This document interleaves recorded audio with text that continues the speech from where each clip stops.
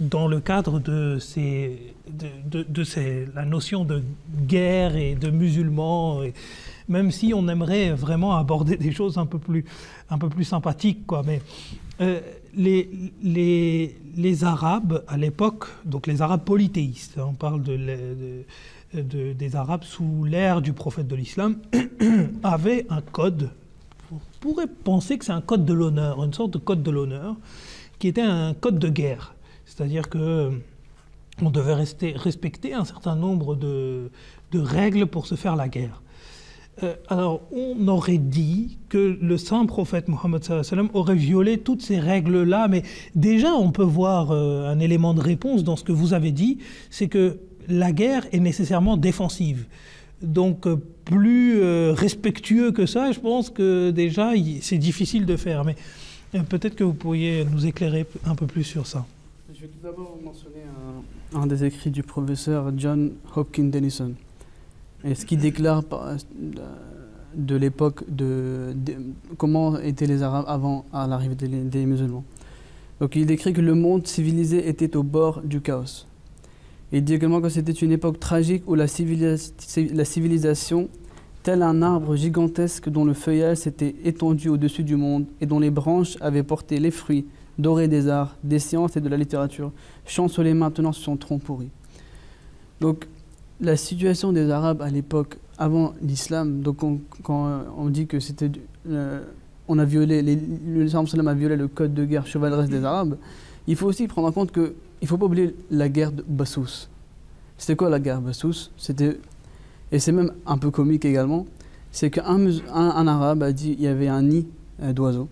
Et il a dit à ce nid d'oiseaux, il y avait des œufs d'oiseaux. Il a dit que à partir de maintenant, tu es sous ma protection. Un chameau est arrivé dans le jardin, et à cause de ce chameau, les œufs sont cassés. Pendant des années, ces deux groupes, donc à la personne à qui la chamelle, ils sont guerroyés. Ils sont guerroyés pendant des années.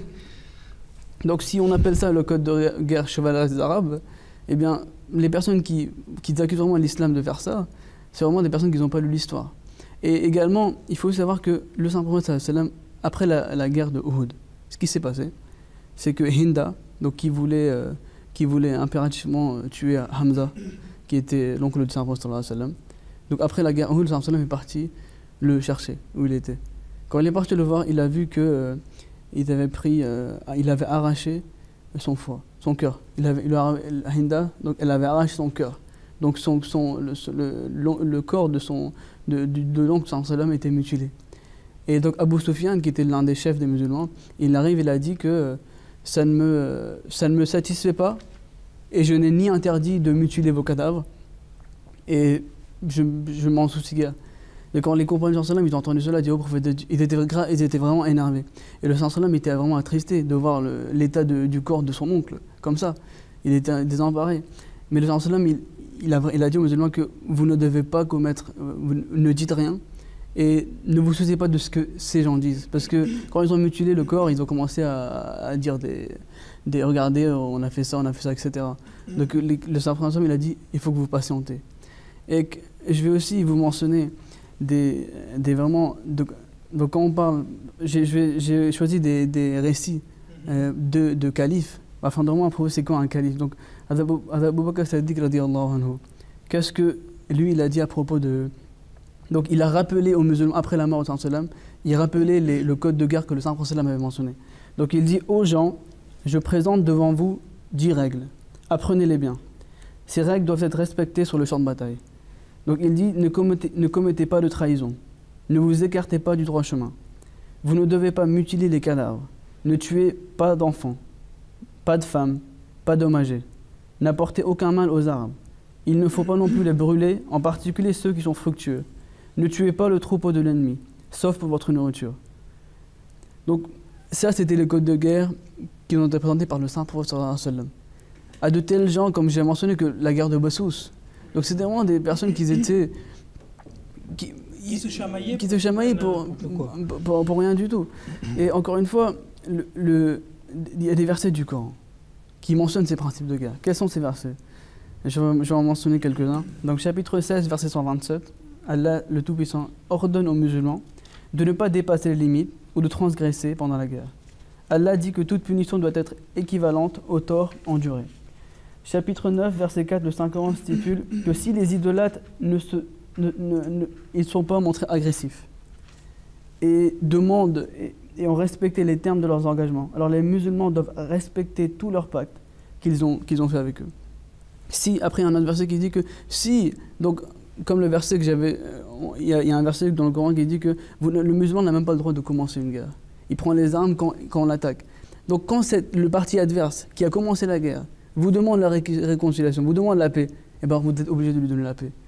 Donc, ce sont les principes de guerre que le Saint-Prophète sallam et le Saint-Coran stipulent. Et donc, on voit vraiment que, de vraiment dire que le code chevaleresque des Arabes avant l'islam, c'est vraiment...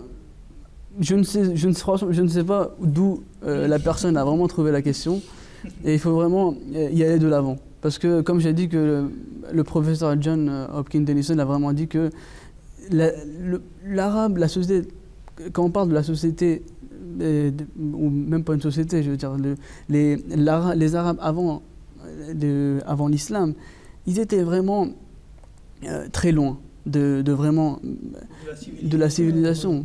Et donc, mais c'est pour ça aussi qu'on dit que le saint prophète, salam, il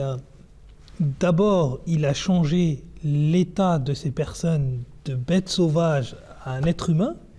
Non seulement il a fait ça, mais il a également donné à ces êtres humains des standards d'une telle qualité qu'ils peuvent affronter toutes les époques, quoi. Et c'est ça qui est assez incroyable dans ce que le prophète de l'islam a fait. Et je crois que c'est rappelé par plusieurs grandes personnalités, que l'on considère en tout cas comme grandes personnalités. Il y a, il me semble, celui qui me vient en tête tout de suite, c'est Gandhi, et qui avait dit également que c'est impossible, quand on lit la vie du prophète de l'islam, il est impossible de dire que ça s'est répandu par l'épée. Mais c'est par son amour, sa tolérance, sa grandeur et sa majesté que ça s'est répandu. Et c'est exactement ça. Donc, disons que là, code chevaleresque qui n'est pas si chevaleresque que ça au final.